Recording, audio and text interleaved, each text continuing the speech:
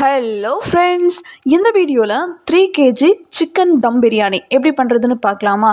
அளவுகள் எல்லாமே நான் கரெக்டாக சொல்லியிருக்கேன். ஸோ ஸ்கிப் பண்ணாமல் வீடியோ அப் டு எண்ட் வரைக்கும் பாருங்கள். வாங்க வீடியோக்குள்ளே போகலாம். 3 kg சிக்கன் பிரியாணி பண்ணுறதுனால நம்ம 600 ml அளவுக்கு ஆயில் சேர்த்துக்கணும். நான் சன்ஃப்ளவர் ஆயில் 600 ml அளவுக்கு சேர்த்துருக்கேன். எண்ணெய் சேர்த்துட்டு இது நல்லா சூடாகட்டும். எண்ணெய் நல்லா சூடானதும் பிரியாணிக்கு தேவையான ஸ்பைசஸ் ஆட் பண்ணிக்கலாம். ஸ்பைசஸ் ஆட் பண்ணி நல்லா பொரிஞ்சதும் இதில் நம்ம வெங்காயம் ஆட் பண்ணிக்கணும். நம்ம 3 kg பிரியாணி பண்ணுறதுனால 1.5 kg வெங்காயம் எடுத்து அதை நீல வாக்கில் கட் பண்ணி இதில் ஆட் பண்ணிக்கலாம். இந்த வெங்காயம் நல்லா வதங்கி வரணும். வெங்காயம் எந்த அளவுக்கு வதங்குதோ அந்த அளவுக்கு தான் பிரியாணியோட டேஸ்ட் இருக்கும். அதனால் இந்த வெங்காயம் வதங்கி வர்றதுக்கு டைம் எடுக்கும். இருந்தாலும் நல்லா டைம் எடுத்து இந்த வெங்காயத்தை நல்லா வதக்கிக்கோங்க. நல்லா கோல்டன் ப்ரௌன் கலருக்கு இந்த வெங்காயம் வதங்கி வரணும். அந்த அளவுக்கு இதை நம்ம வதக்கி எடுத்துக்கணும். வெங்காயம் இப்போ ஓரளவுக்கு பாதி வதங்கி இருக்கு இல்லையா? இந்த ஸ்டேஜில் ஒரு 10 போல் நான் பச்சை மிளகாய் ஆட் பண்ணியிருக்கேன்.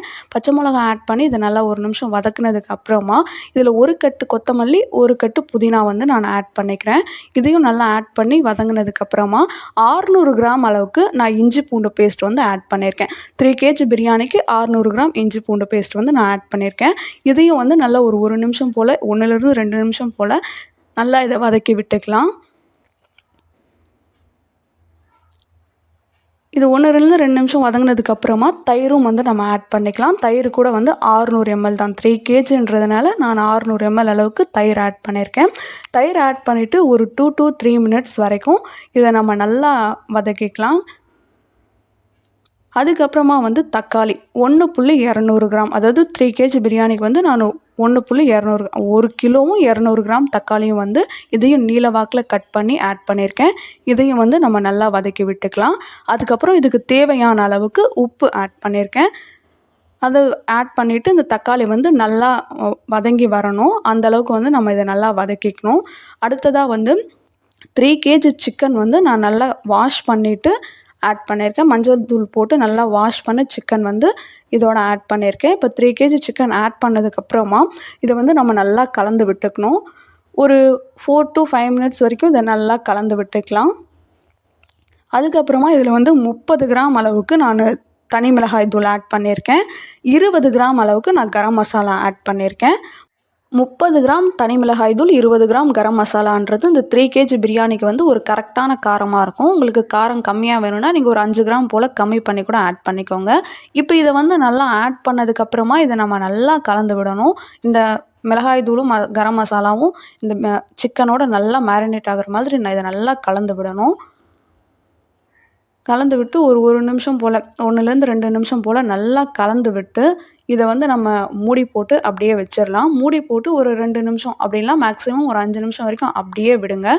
அதுக்கப்புறம் ஒரு 5 நிமிஷத்துக்கு அப்புறம் ஓப்பன் பண்ணி பார்த்தோம் அப்படின்னா நல்லா இந்த மாதிரி இருக்கும். கொஞ்சம் நல்லா வெந்து வந்திருக்கும். ஸோ இப்போ நல்லா ஒரு டைம் நம்ம கலந்து விட்டுக்கலாம். அடுத்ததாக இதில் தண்ணி ஆட் பண்ணிக்கணும். அதுக்கு 3 kg ரைஸை இந்த மாதிரி ஒரு பாத்திரத்தில் நான் அளந்தப்போ எனக்கு 6 கப்பு போல் வந்தது. அதனால் நான் இதுக்கு 9 கப் அளவுக்கு இதே கப்பில் நான் தண்ணி அளந்து எடுத்துக்கிறேன். அதாவது 1 கப் அரிசிக்கு 1.5 கப் தண்ணி அப்படிங்கிற அளவில் எனக்கு 6 கப் அரிசி வந்ததுனால நான் 9 கப் அளவுக்கு இதில் தண்ணி அளந்து எடுத்திருக்கேன். அளந்தெடுத்த தண்ணியை வெந்துட்டுருக்கக்கூடிய சிக்கன் கூட ஆட் பண்ணிக்கலாம். நான் தண்ணியை ஃபஸ்ட்டே அளந்து எடுத்துட்டேன். வீடியோக்காக தான் மறுபடியும் காமிச்சிருக்கேன். நீங்கள் அரிசியை ஊற வைக்கிறப்பவே தண்ணியை கரெக்டாக மெஷர் பண்ணி எடுத்துக்கோங்க. அப்போ தான் டக்குன்னு பிரியாணியில் சேர்க்குறதுக்கு ஈஸியாக இருக்கும். இப்போ இந்த தண்ணி சேர்த்துட்டு ஒரு முறை நல்லா கலந்து விட்டு மூடி ஒரு 5 நிமிஷத்துக்கு அப்புறம் வேக வச்சுட்டு ஓப்பன் பண்ணி பார்க்கலாம். இப்போ தண்ணி நல்லா கொதிச்சுட்ருக்கும். இதில் நம்ம 3 kg ரைஸ் முன்னாடியே ஊற வச்சாச்சு. அதை நல்லா தண்ணியை சுத்தமாக ட்ரைன் பண்ணிவிட்டு இந்த அரிசியை இதில் ஆட் பண்ணிக்கலாம். அரிசியை ஆட் பண்ணிவிட்டு நல்லா இதை கலந்து விடணும். கலந்து விடும்போது கொஞ்சம் ஜாக்கிரதையாக கலந்து விடுங்க. ஏன்னா சிக்கன் ரொம்ப ஈஸியாகவே வெந்துடும். அதனால் இது பிரிஞ்சு போயிடுற மாதிரி இருக்கும். அதனால் கொஞ்சம் ஜாக்கிரதையாக கலந்து விடுங்க. கலந்து விட்டதுக்கப்புறமா நம்ம லெமன் ஜூஸ் ஆட் பண்ணிக்கணும். நான் 1.5 லெமன் எடுத்திருக்கேன். மீடியம் சைஸ் லெமன் ஒரு 1.5 லெமன் எடுத்து பிழிஞ்சு அதை ஆட் பண்ணிக்கிறேன். கடைசியாக ஒரு 30 ml அளவுக்கு நான் நெய் ஆட் பண்ணியிருக்கேன். இது கூடவே ஒரு கைப்பிடி அளவுக்கு கொத்தமல்லி ஆட் பண்ணியிருக்கேன்.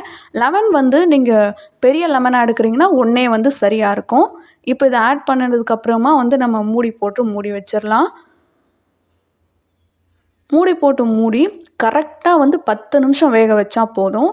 10 நிமிஷத்துக்கு அப்புறம் ஓப்பன் பண்ணி பார்த்தோம் அப்படின்னா, இந்த அரிசியும் தண்ணியும் வந்து ஈக்குவலாக வந்திருக்கும். இது வந்து கரெக்டான ஸ்டேஜ். நான் கரெக்டாக 10 நிமிஷம் தான் வேக வச்சேன். இப்போ 10 நிமிஷத்துக்கு அப்புறம் வந்து நம்ம தம் போட்டுறலாம். தம் போட்டும் வந்து ஒரு 10லிருந்து 12 நிமிஷம், அதிகபட்சமா ஒரு 15 நிமிஷம். நான் இந்த தம் போட்டு வச்சது வந்து கரெக்டாக 12 நிமிஷம். இப்போ 12 நிமிஷத்துக்கு அப்புறம் வந்து நம்ம இதை ஓப்பன் பண்ணி பார்க்கலாம். பாருங்கள், கரெக்டாக வெந்து வந்திருக்கு. இப்போ வந்து நம்ம தம்மை உடைச்சிடலாம். இதில் வந்து ஒரே ஒரு ரைஸ் கூட வந்து அடி பிடிச்சிருக்காது. கரெக்டாக 10 நிமிஷம் வேக வச்சு 12 நிமிஷம் நம்ம தம் போட்டோம் அப்படின்னா கரெக்டாக இது வந்து வெந்து வந்துடும். ஒரே ஒரு அரிசி கூட இதில் வந்து அடி பிடிச்சிருக்காது. கரெக்டாக வந்திருக்கும், பர்ஃபெக்டாக வந்திருக்கு பாருங்கள். தண்ணியோட அளவும் வந்து நான் கரெக்டாக சொல்லியிருக்கேன். இதில் காரம், உப்பு எல்லாமே வந்து பர்ஃபெக்டாக இருக்குது. இதே மாதிரி செஞ்சு பார்த்துட்டு ஃபீட்பேக் சொல்லுங்கள். டவுட் இருந்தால் கமெண்ட்ஸில் கேளுங்கள். வேறு ஒரு வீடியோவில் பார்க்கலாம். பாய்.